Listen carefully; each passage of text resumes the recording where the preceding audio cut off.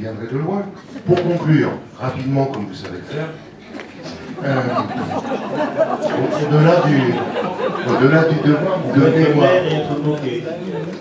au-delà du devoir de mémoire et des actes qui le manifestent pour construire des relations apaisées, mais aussi pour échapper à ce que Benjamin Stora a nommé tout à l'heure la tyrannie de la mémoire.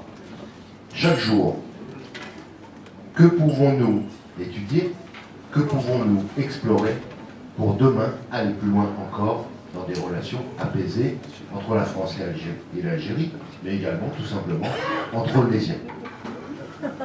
Alors des relations apaisées, je ne sais pas, mais des relations véritables, je crois que c'est l'enjeu.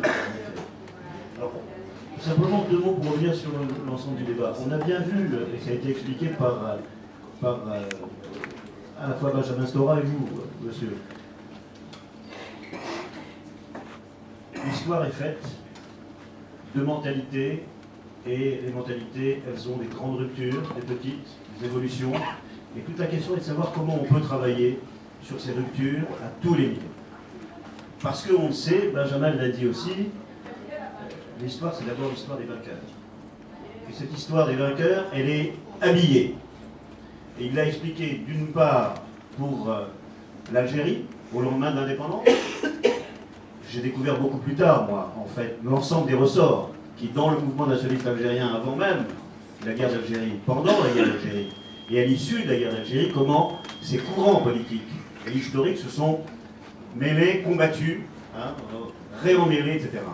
Et donc, c'est vrai que le pouvoir algérien, au lendemain de l'indépendance, avait besoin de construire son futur, et donc l'image de son futur. Et il a habillé, finalement, et aussi effacé une partie de l'histoire et des contradictions du mouvement nationaliste algérien. Et puis la France, alors c'est très bizarre d'ailleurs, parce que la France, c'est l'histoire des vainqueurs, mais les vainqueurs qui ont subi une défaite, et des livres. Mais des vainqueurs qui, justement, pour camoufler la défaite, habillent, par l'oubli, en fait, la réalité des phénomènes politiques, historiques, qui se sont développés avant, pendant et depuis la guerre d'Algérie. Ce qui est terrible, c'est vous parliez, M. Tabarot, c'est que des gens encore considèrent que la mémoire est figée, que les uns sont les uns et les autres, et que nous sommes des ennemis irréconciliables et à vie. Parce qu'ils supposent cette différence sur quelque chose qui est un mot très simple, c'est le racisme. Bien sûr. C'est une différence inconciliable des êtres. Et voilà, alors après, ça appuie sur la religion, sur l'histoire, sur tout ce qu'on voudra. Et donc, il nous faut travailler sur cette matière. Et cette matière, elle est encore, en effet, douloureuse. Alors, réconciliation, oui, d'un certain point de vue, oui, mais surtout mettre les vraies questions. Et moi, j'ai apprécié le discours de François Hollande, non pas parce qu'il est socialiste comme moi, mais parce que, justement, il touche où ça fait un peu mal, quand même. Et il nous dit, voilà ce sur quoi il faut travailler maintenant. Alors, travailler maintenant, comment? Et, pas une anecdote, mais une petite référence personnelle. Parce qu'il se trouve que moi, je suis né, comme Benjamin d'ailleurs, Stora, de l'autre côté de la Méditerranée, que dans ma famille, des courants politiques contradictoires ont eu lieu. Hein. Ils ont été communistes, des autres étaient à l'extrême droite, ou en tout cas ont été faits par les Allemands, comme des gens de droite qui ont défendu l'Algérie française. Et moi, je me suis développé dans ce creuset, avec toutes les contradictions. Je suis arrivé en France à 14 ans, considérant que c'était profondément injuste que ce départ, le fait que nous ayons chassé, sans comprendre bien évidemment l'ensemble des ressorts historiques, qui sont ceux de la colonisation, de la décolonisation, etc. etc. Et tout cela, ça s'apprend d'abord dans les livres, ça s'apprend par les historiens, et en effet, tu as raison, ce sont les historiens qui doivent faire une recherche profonde. Moi, j'ai connu donc ces éléments et je me suis construit là-dedans. Il se trouve qu'après, je suis devenu militant, etc. Mais j'ai découvert l'histoire de l'Algérie, y compris l'histoire des contradictions du mouvement nationaliste algérien dans les bouquins de Benjamin. C'est vrai que l'histoire de Bessani Hadj, c'est quelque chose qui met à nu l'ensemble des contradictions, non seulement au sein du mouvement algérien, mais dans ses rapports avec le mouvement politique français, ses rapports avec le Parti communiste, avec l'ensemble des mouvements politiques en France, c'est quelque chose qui donne chair et sang, en fait, à la réalité extrêmement difficile, contradictoire de tout cela. Et donc aujourd'hui, comment faire? Comment faire et comment passer, ou en tout cas faire le pont entre l'historien qui recherche, qui décortique, qui vérifie, qui confronte et qui permet d'ouvrir un certain nombre de luminosités, hein, qui était un endroit où tout était pénombre, voire ombre complète. Et le politique. Ça pourrait être l'objet d'un prochain débat d'ailleurs, le rapport entre les historiens et les politiques. Aujourd'hui, comment faire pour travailler pas simplement sur le devoir de mémoire? C'est important le devoir de mémoire. Expliquer à nos écoliers par exemple, voire manifester, et je crois qu'il faut que nous y réfléchissions dans les temps qui viennent, que le 8 mai 1945, bien sûr, c'est la victoire sur le nazisme. Évidemment que c'est la fin hein, d'une guerre effroyable, mais c'est aussi l'anniversaire du massacre de Sétif et de Galma. Et cela, c'est vrai que c'est encore un peu occulté. Un peu occulté. Certains ont écrit dessus, ça commence à se savoir, mais il faut porter cette vérité. Et la porter peut-être chez tout le monde, chez tout le monde, chez tous ceux qui cherchent honnêtement à réfléchir et qui n'ont pas un point de vue définitif sur les oppositions de peuple hein, ou de nation, mais qui cherchent à réfléchir, donc tous nos jeunes.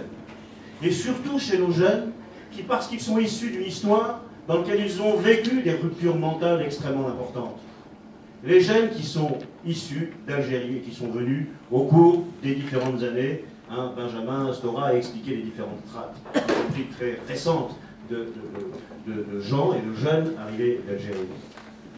Aujourd'hui, comment peuvent-ils, si on ne réintroduit pas cette mémoire, la mémoire y compris contradictoire de leur propre pays, de leur propre histoire, comment ne pas être complètement perdu quand on n'a pas cette filiation-là et cette explication-là? Et puis quand on est relégué, et c'est une deuxième relégation, le premier de l'oubli, la mémoire qui n'existe pas, et la deuxième relégation, c'est celle, en effet, des quartiers, hein, qui sont, qu'on appelle des quartiers sensibles, de la discrimination. Du fait que si on est dans tel ou tel quartier, et en général ce sont plutôt les gens pauvres, et les gens pauvres de tout temps, ce sont les immigrés d'une époque.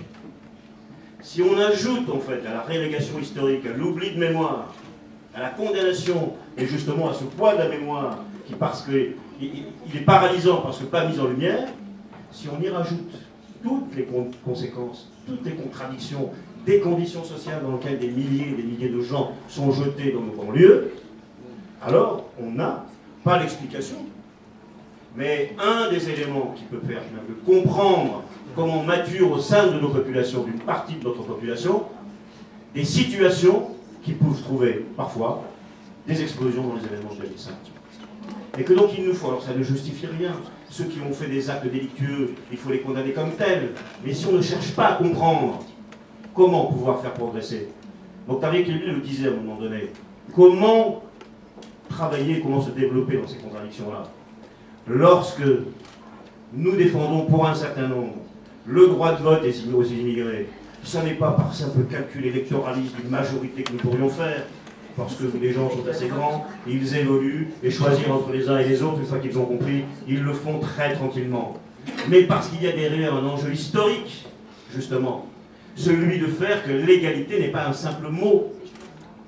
Et que quand on travaille dans un pays et qu'on y vit, parfois depuis 20, 30, 40 ans pour certains, mais on n'a pas pris la nationalité française. Je pense qu'on a eu tort par ailleurs. Moi, quand je rencontre des gens âgés et qui n'ont pas la nationalité française parce qu'ils sont là depuis 40 ans, je leur dis mais déposez votre demande, même aujourd'hui. Parce que vous avez le droit à cette double nationalité. Vous y avez droit. Donc comment leur refuser ce droit de vote? C'est une question qui n'est pas une question simplement de tactique et de calcul électoral. C'est une question profonde, pas simplement de réconciliation, mais de construction ensemble, de mentalités qui sont les mentalités réellement de gens qui se rapprochent. Et un argument. On nous dit oui, très bien, pourquoi pas, certains nous disent, alors certains disent, pas question.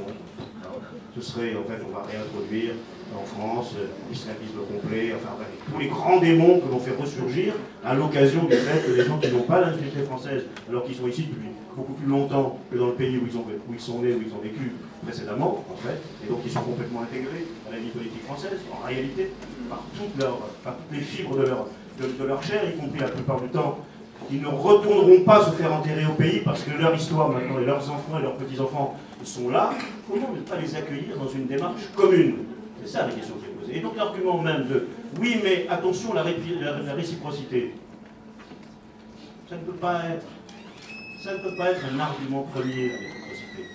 Faisons une démarche dont nous considérons qu'elle est essentielle à la vie ensemble, et alors nous pourrons demander tout naturellement la réciprocité, mais ce n'est pas une condition préalable. Or, c'est beaucoup un argument qui est avancé. Et enfin, une dernière chose, je crois qu'il nous faut en effet travailler sur des aspects qui ne sont pas, qui semblent pas essentiels. Mais la production de romans, mais d'études historiques de ce côté-ci comme de l'autre côté de la Méditerranée, mais aussi les films. Moi, je peux vous dire qu'un des éléments de ma conscience personnelle, c'est avoir 20 ans dans les Aurès. C'est vrai que c'est un film référence qui traduit la réalité des problèmes posés à tous, avec une partie de réalité qui est importante. Eh bien cela, il faut que ça devienne notre patrimoine commun. Et donc, travailler comme nous voulons le faire à un petit centre d'archives historiques à Aulnay-sous-Bois, dans lequel nous puissions ramasser, sur cette histoire comme sur d'autres d'ailleurs, les éléments de l'histoire dans notre ville, d'une partie de la population qui a vécu toute une série d'événements, je crois que c'est important. Il nous faut construire l'histoire, nous réconcilier peut-être, mais ce n'est pas un problème vraiment de réconciliation. Parce que la réconciliation, ça suppose quoi? Ça suppose que nous sommes fâchés à un moment donné? Non, nous sommes des produits d'une histoire contradictoire, difficile, problématique, dangereuse, violente. Mais l'histoire d'Algérie et de la France, au moins depuis maintenant presque 2 siècles, est une histoire de passion terrible, de différences terribles, une histoire commune, qu'on le veuille ou non.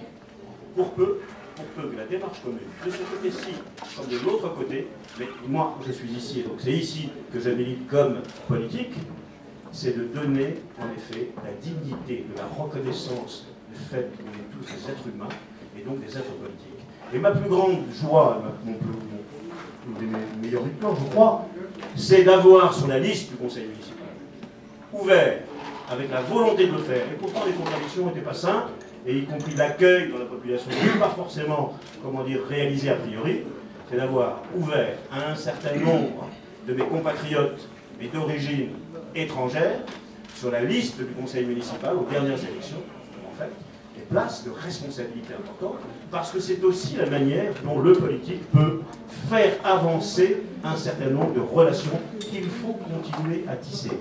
Être égaux, c'est pouvoir se reconnaître comme égaux. Et ça, c'est un travail qui n'est pas un travail qui se fera tout seul. Les historiens doivent le faire, les romanciers doivent le faire, les cinéastes et les artistes doivent le faire, et les politiques, ils ont en la matière une responsabilité qui me semble définitive. Bravo. Merci beaucoup, mesdames et messieurs. Je vous demande d'applaudir les invités pour la qualité du débat.